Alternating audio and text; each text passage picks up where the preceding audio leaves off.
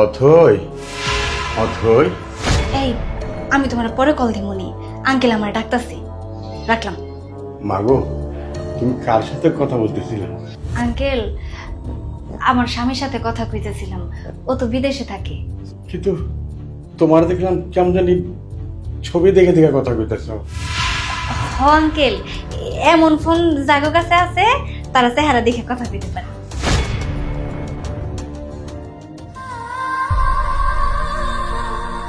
এই আশেপাশে এই ফোনের কোনো দোকান আছে মা?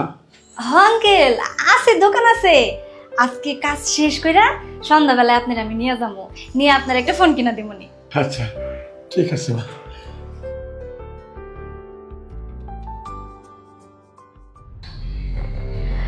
আঙ্কেল, কল যাইতাছে।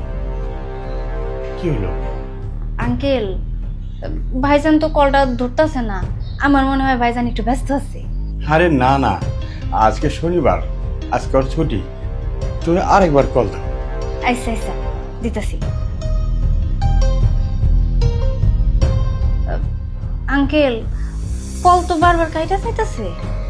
আরেকটা বার দাও না। কিন্তু আঙ্কেল, কল তো যাইতেছে না। আমার মনে হয় ভাইজান অনেক ব্যস্ত আছে।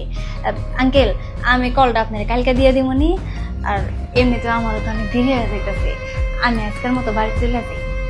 ঠিক আছে। আমি তাহলে আজকে আসি আঙ্কেল। এই যে ফোন। আসসালামু আলাইকুম।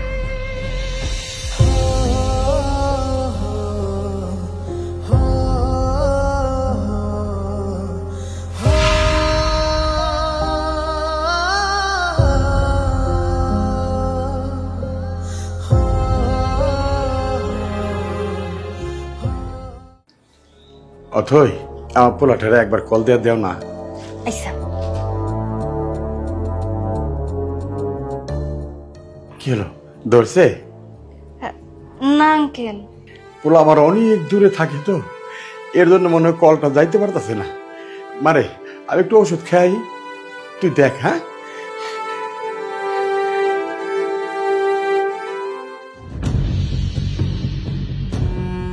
কি ব্যাপার, বারবার ফোন করতেছিস কেন?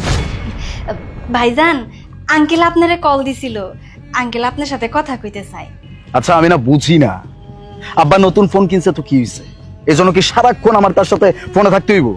আমি বারবার ওনারে না করছি আমারে যেন ফোন না করে, তারপরেও ফোন দিয়ে যাচ্ছে। এই ফোন রাখ। ভাইজান, ভাইজান একটা মিনিট। বল।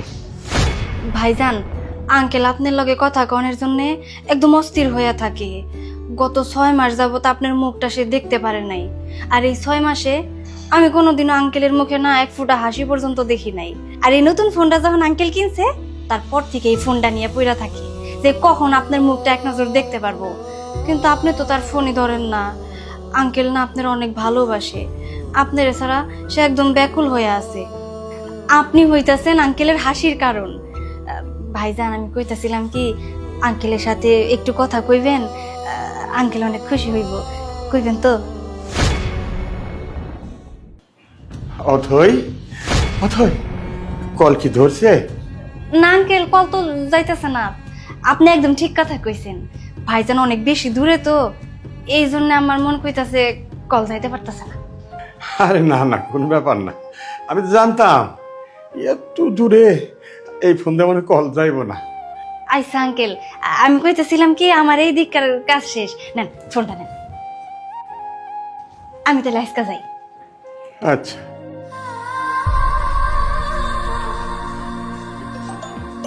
অথই, অথই, এই কল আইছে, মানে আমার পোলাই কল দিছে।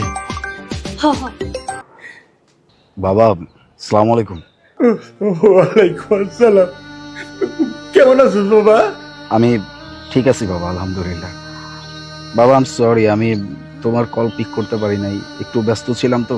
কামাই করার চক্করে তুই কত পাতলা হয়ে গেলি, খাওয়া দাওয়া ঠিক মতো খরচ তারে বাবা। বাবা, তুমি তো আমার কাছে নাই আমার কেয়ার করার জন্য, এজন্য শরীরটা একটু এমন হয়ে গেছে। তুমি কেমন আছো বাবা? আমি ঠিক আছি, ঠিক আছে বাবা। আর তুই যদি কস না, তাহলে আমি তোর কাছে চলে আসি। না না বাবা, তোমার কষ্ট করতে হবে না, আমি বাড়ি চলে আসবো। চিন্তা করছি আগামী সপ্তাহে চলে আসবো। সত্যি সত্যি তুই আমার কাছে চলে আসবি? হ্যাঁ বাবা, পাক্কা এবার আমি আসবো। একদম চিন্তা করো না। আমি এখন যাই, কাজ শেষ করে বাসায় যাই, গিয়ে আমি তোমাকে কল করবো বাবা। আসসালামু আলাইকুম বাবা। ওয়ালাইকুম আসসালাম। ভালো থাকিস বাবা। ধন্যবাদ মা, তোমার অনেক অনেক ধন্যবাদ। আজকে পুরা একটা বছর পরে আমার পোলার লোকে কথা কইলাম। আমার তো খুব ভয় লাগতো, আমি কোথাও ওর আর দেখতেই পারব না।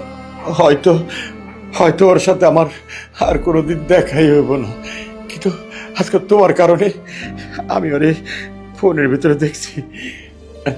আমার পোলাইতাছে, আমার তো শেষ আশাও হারাই গেছিল। ধন্যবাদ মা, ধন্যবাদ তোমারে। আঙ্কেল, এটা কেমন কথা কইতেছেন? আমার ধন্যবাদ দেওয়া লাগবে না। আজকের পর থেকে আপনি প্রত্যেক দিন কথা কইতে পারবেন, তাও কিনা আবার ভিডিও কলে।